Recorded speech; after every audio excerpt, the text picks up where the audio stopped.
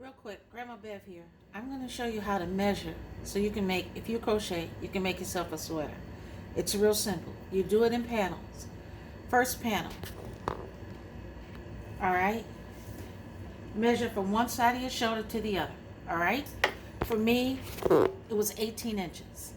So your first panel is going to be 18 inches. Second measurement is across the bust.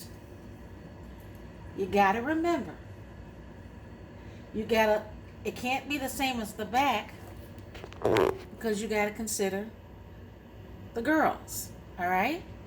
So, what I do is I leave some overlap.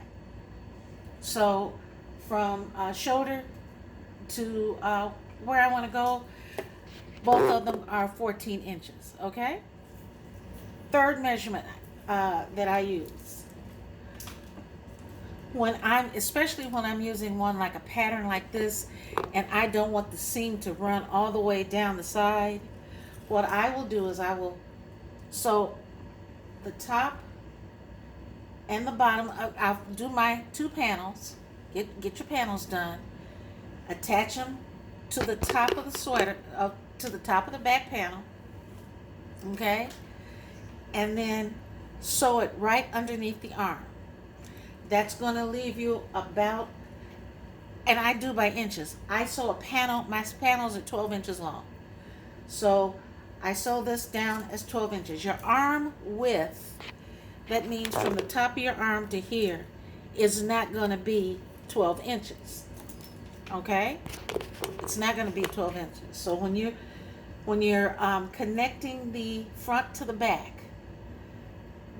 panel to one of the side panels, you're going to have about 1 to 2 inches right here so that your arm can be from this point all the way to the top, all right?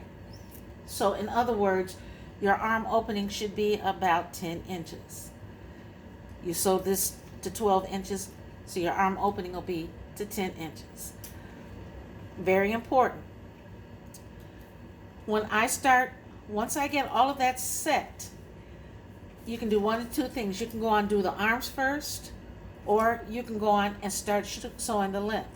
One of the reasons I put the panels together is because when I start sewing from the front and I go all the way around to the other side. This way, as it comes down, I don't have that seam underneath my arm. All right?